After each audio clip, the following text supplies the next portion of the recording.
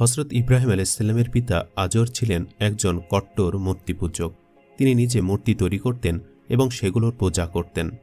একদা হযরত ইব্রাহিম আলাইহিসসালামের পিতা আজর যুবক ইব্রাহিমকে ডেকে বললেন, বাবা ইব্রাহিম, তুমি এই মূর্তিগুলো বাজারে নিয়ে গিয়ে বিক্রি করে আসো। যুবক হযরত ইব্রাহিম আলাইহিসসালাম তখনও নবুয়ত পাননি। তিনি কৌতূহলবশত তার পিতাকে জিজ্ঞেস করলেন, আব্বাজান, এই মূর্তিগুলোর শক্তি এবং ক্ষমতা কি?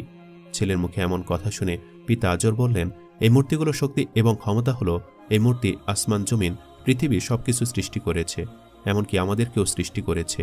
এই মূর্তিগুলো হলো আমাদের খোদা, তাই এই মূর্তিগুলোর উপাসনা এবং প্রার্থনা করতে হবে।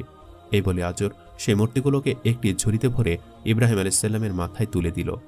অতঃপর হযরত ইব্রাহিম আলাইহিসসালাম মাথায় করে সেই মূর্তিগুলো নিয়ে বাজারের উদ্দেশ্যে রওনা দিলেন। প্রতিমধ্যে রাস্তায় যুবক ইব্রাহিম আলাইহিসসালামের প্রসাবের তলব হলো। তাই হযরত ইব্রাহিম আলাইহিসসালাম মাথা থেকে ঝুড়িটি নামিয়ে রাস্তায় একপাশে রেখে প্রসাব করতে গেলেন এবং কিছু সময় পর ফিরে এসে তিনি দেখেন যে মূর্তিগুলোর শরীর পানিতে ভেজা। এমন দৃশ্য দেখে হযরত ইব্রাহিম আলাইহিসসালাম মূর্তিগুলোকে জিজ্ঞেস করতে লাগলেন, কি ব্যাপার, তোমাদের শরীর পানিতে ভেজা কেন? কিন্তু মূর্তিগুলো তার কোনো উত্তর দিল না। কিছুক্ষণ পর হযরত ইব্রাহিম আলাইহিসসালাম খেয়াল করে দেখলেন যে তার পাশে একটা কুকুর দাঁড়িয়ে রয়েছে এবং তখনও সেই কুকুরের নিচ দিয়ে টপটপ করে পানি পড়ছে। এই দৃশ্য দেখে হযরত ইব্রাহিম আলাইহিসসালামের বুঝতে আর বাকি রইল না যে এই কুকুর প্রসাব করে দিয়ে এই মূর্তিগুলোর শরীর ভিজে দিয়েছে। অতঃপর হযরত ইব্রাহিম আলাইহিসসালাম এবার রাগান্বিত কণ্ঠে চিৎকার করে বলতে লাগলেন, কি ব্যাপার, তোমরা নাকি খোদা, এই সুন্দর আকাশ জমিন সবকিছু সৃষ্টি করেছ, মানুষকে সৃষ্টি করেছ, তাহলে এই সামান্য কুকুরের হাত থেকে তোমরা নিজেকে রক্ষা করতে পারলে না কেন? কুকুর যখন তোমাদের শরীরে প্রসব করছিল তখন তোমরা এখান থেকে দৌড় দিলে না কেন, অথবা কুকুরকে তাড়িয়ে দিলে না কেন? তোমরা কেমন খোদা, তোমরা নিজেকে নিজে রক্ষা করতে পারো না?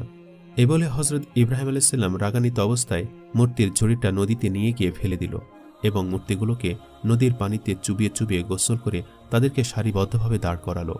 এরপর হযরত ইব্রাহিম আলাইহিসসালাম সেই মূর্তিগুলোকে বলতে লাগলেন, তোমরা যদি সত্যি খোদা হয়ে থাকো তাহলে এখান থেকে বাজার পর্যন্ত তোমরা হেঁটে হেঁটে যাবে, আমি সামনে হেঁটে যাব আর তোমরা আমার পেছনে পেছনে হেঁটে যাবে। এই বলে হযরত ইব্রাহিম আলাইহিসসালাম হাঁটা শুরু করলেন। কিন্তু কয়েক কদম হাঁটার পর তিনি পেছনে তাকিয়ে দেখেন যে মূর্তিগুলো সে আগের জায়গায় দাঁড়িয়ে আছে। হযরত ইব্রাহিম আলাইহিসসালাম এবার আরও রাগান্বিত অবস্থায় তাদের বলতে লাগলেন, তোমরা কিসের খোদা?